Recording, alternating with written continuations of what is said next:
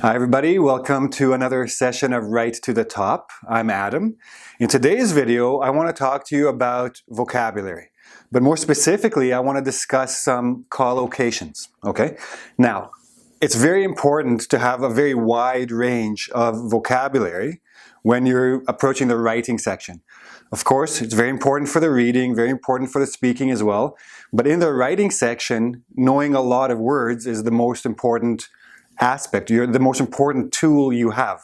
So what we're going to look today at is the IELTS and TOEFL writing section, but more specifically, we're going to look at some collocations with the verb take. Now, why did I choose take? Well, you know the 5 most common verbs in English are take, make, have, get, and do. Okay? And what you want to do is try to minimize your use of these 5 verbs. There are always alternatives. Now, I made a video about alternatives to the verb do, and you can find the link up here or in the description box. I also made another video with collocations with the verb make. Eventually, I'll get through all 5 of these verbs. Now, the reason it's important to know these collocations is because you can still use the verb take and make and do and have and get, but what you can do is use them in collocations. Now, what is a collocation? A collocation is a pairing or a grouping of words that often go together. They just work together to have a very specific meaning in a very specific context. So we're going to look at a bunch of examples. I'll tell you what they mean. I'll give you some synonyms that you can use instead, and I'll show you some sample sentences. Let's start with the first one. To take steps, or to take measures, or to take action. Basically, these all mean the same thing. It's to take the necessary steps. You can also add things in the middle. Take the necessary steps, take active measures, or synonyms, do something, or enact measures. What does this mean? To take steps basically means to do something. Okay, you have a goal, you have a target, you need to reach. What you want to do is take steps. Do the things that are necessary to reach that target, okay? Or goal or aim or whatever. So here's an example. It is a government's duty to provide its citizens with the necessary infrastructure to maintain their daily lives. Now, all the examples I'm giving you are from the more common topics of the IELTS and TOEFL essays. So the necessary infrastructure, etc. This includes taking active measures to ensure public transportation. So there I'm using active measures. I can also say this includes taking the necessary steps. This includes taking action to ensure. Make sure that you have your goal. Ensure public transportation is efficient and affordable. Make sure that the goal is also clearly mentioned. When you take steps, you're taking them to a goal. Make sure you mention that goal. Okay? That's the first one. Now, I want to make sure that you don't get confused with other uses of take measure or things like that. Take measure of the situation. This is a very completely different meaning. Notice that I don't have measures. I have measure, singular. Measures are steps. Take measure of something means to evaluate. Okay, and you can use that as a synonym, evaluate. Or take something's measurements. Measurements, not measure. Okay? Both are nouns, but very different meanings. Measurements, length, width, height, etc. So evaluate for the first one, measure for the second one. Before making any final decision, a good manager will take measure of the situation. He will evaluate. He will look around, see what's going on, and then determine the possible outcomes. Okay? Before you do anything, take measure of the situation. What's going on? Okay, and then make a decision. Very straightforward. Before buying a new bed, it is a good idea to take the bed's measurements, length, width, to make sure it will fit in the room. Very straightforward. Take the measure. Okay, that's another way to put it. So just make sure you don't confuse take measure of and take measures. 2 very different meanings. Okay, so let's look at the next one. Take effect. This is a very common collocation. take effect basically means to begin to work as it was designed, okay? Planned or intended. Or to become active. You have a plan, and once it takes effect means it's starting to work. It's active in the way it was planned to be. When you're talking about medication, you take a pill, it takes a little while for it to take effect, for it to start working. Policy, become active. Rules, new rules will take effect starting next week, etc. Start or happen are good synonyms if you don't want to use the collocation. Most medication takes effect after a certain amount of time, leading many uninformed patients to overdose as they don't feel it working and ingest more. So a lot of people, they maybe have a pain or they back pain, headache, whatever, so they take some pills. Now, a lot of people don't understand that the medicine needs to go into your stomach, it needs to be absorbed by the bloodstream, it needs to start working. It takes a little time. A lot of people don't understand that for the medicine to take effect, takes time, and I'll talk about take time after, so they take more pills. And this is what happens when they overdose. To overdose means to take too much of any medication or drug to the point of it being dangerous, okay? So take effect. Another example, once the new law takes effect, once it becomes active and becomes the working law of the land, smoking in public places will be treated as a misdemeanor offense with a fine of up to $1,000. So right now you can smoke in public places, but a new law has been passed. It hasn't started to work yet, but next week it will take effect. It means starting next week, it is the law.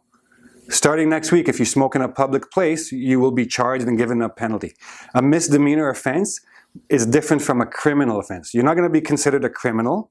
You will just be breaking a local law and you will get a penalty.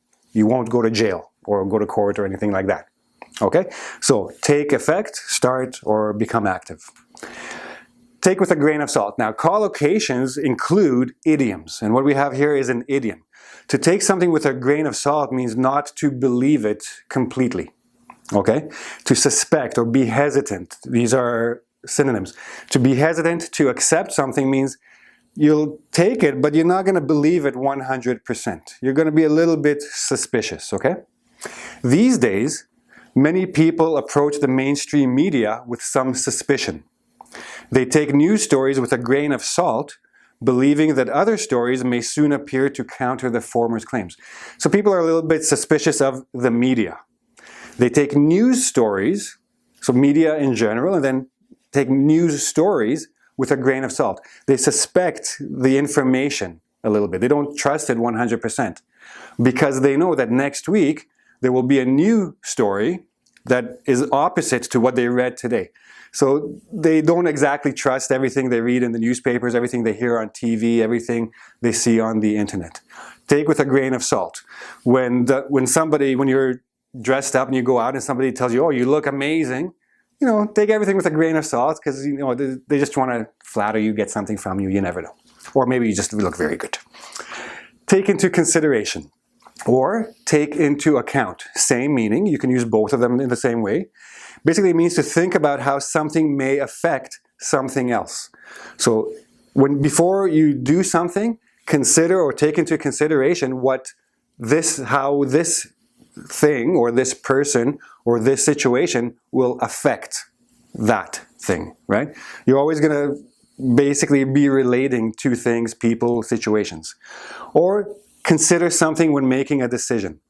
So take into consideration, if you don't want to use the collocation, which by the way you should, graders are looking for idiomatic language, collocations, etc. You can just use a simple verb, consider, to consider or to think about. Okay. Teachers must take into account or take into consideration many factors when designing their curriculum, such as students' abilities, backgrounds, and other things. So a teacher is designing the curriculum for the year. He or she must think about, must take into consideration what their students can handle, what they can't handle, how old they are, how often are they going to do homework, how much is too much homework, how much is too little, etc. A lot of factors, a lot of things to take into account before making the curriculum, before designing it. Okay? Take for granted. Now, this is a very common collocation. People use this on a pretty regular basis. In spoken language, it's used quite commonly. Now, before I just explain what it means, I also want you to notice I'm using also, you can also use taken for granted. Something is taken for granted. This is the passive. This collocation in particular is quite commonly used in its passive form. So just keep that in mind. I tell you often, and other teachers tell you, try to avoid the passive. There are situations where the passive is actually good, and this is one of those situations. So anyway, so to take for granted means to assume something is true, or something will happen, will occur, etc., without having any evidence. You really don't have any real reason to believe that something will happen. You just assume it will. Maybe it's happened many times before, so you just assume it will happen again. Also, another meaning of it, and is related, it's not to appreciate something enough because you think it's always there. Okay? So thinking something will happen because it's happened before means you're taking that action for granted. If you take a person for granted, you just don't appreciate that person because you think, oh, that person is always going to be there, he or she will always help me, I can always count on this person. But a day will come where that just won't be true, and then you'll be in a bit of trouble. Okay? A couple of examples. Many students take university admission for granted and fail to properly prepare their applications. As a result, they end up being rejected by their first choice schools. So a lot of students in high school, they have very good grades, they join sports clubs, they just take for granted that they will be accepted into their first choice university. Okay? They just assume that they'll get in easily. So they don't take their application very seriously. This is a big mistake, okay? Because everybody, doesn't matter your situation, how good of a student you are, you have to take serious things seriously, okay? Don't take anything for granted, okay? In many Western countries, free speech rights are taken for granted. So here I'm using it as a passive, okay? While in other countries, these freedoms have to be fought for. So for example, if you think about Canada or the US, anybody can say almost anything in the media, except for hate speech. But otherwise, if you have an opinion, you're free to express it. If you have something to say against a politician, say so publicly. Nothing can happen to you, okay? You're free to do so. But people take this for granted. They think they will always have this freedom. But times change, history changes. Eventually, certain rights, if you don't appreciate them, if you don't fight for them regularly, sometimes they're taken away from you, right? In other countries, they have to fight for whatever freedoms they get. They don't take it for granted because it's not freely given to them. It's not always there, okay? Very good expression. Try to use it. Take advantage of. So again, two meanings. If you find someone who is weak or vulnerable, so vulnerability is the noun, vulnerable is the adjective, means easy to take advantage of, easy to use, easy to get benefits out of because they're in a weak position. So to take advantage of somebody is to get benefits from them, to take something from them because they're too weak to fight you or they're too weak to even understand that you're doing it to them. So you're getting a benefit based on their weakness. On a less negative note, you can also extract benefits from something, okay? So in Canada, for example, we have a lot of, it's a huge country, lots of resources, but the Canadian government doesn't take enough advantage of the resources, right? So the government should take more advantage of the natural resources in the country, okay? You can take advantage of a person, a place, a thing, etc.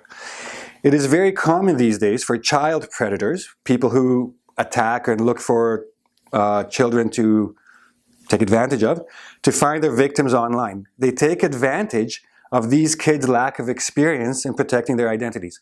So kids are a little bit naive. They don't understand how dangerous the world is. So they're not taking good care to protect themselves online. So these predators, these attackers, these hunters, take advantage of that inexperience and they find their victims, okay?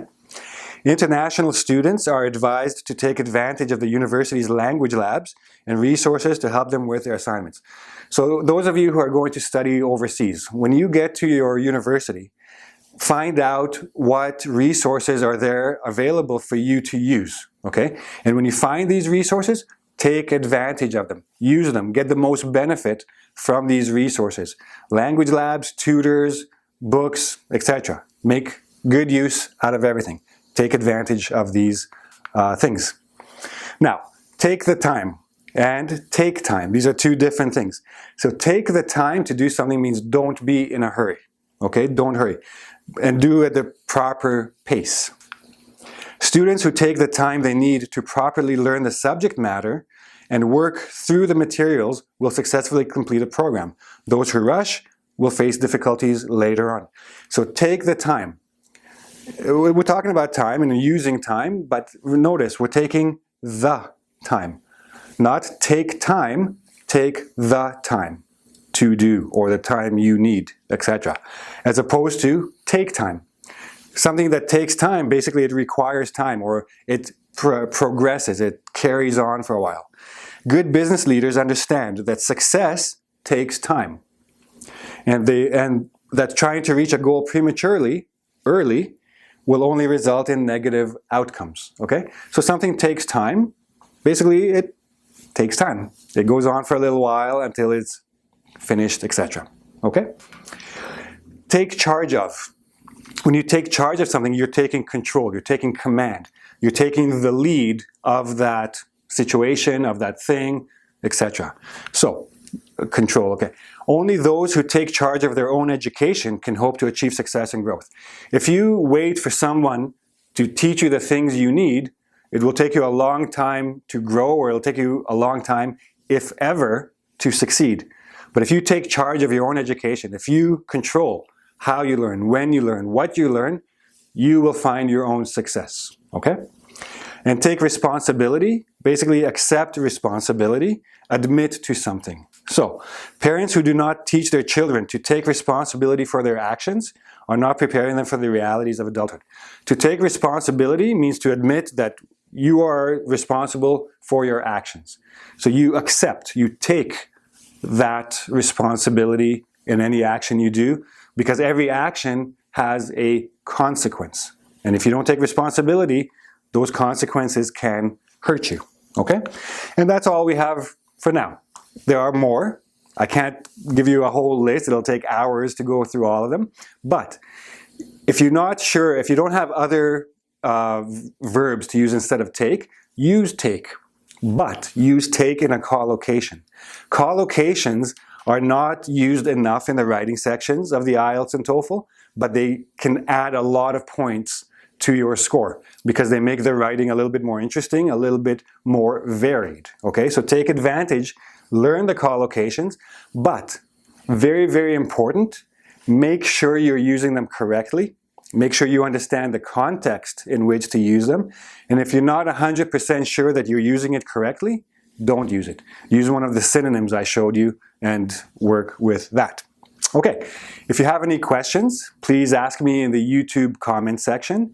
If you like the video, please give me a like and don't forget to subscribe to my channel. And I'll be making more regularly. I'll be making vocab videos and of course the grammar, writing, test tips, etc. So come back for more and I'll see you again soon. Bye-bye.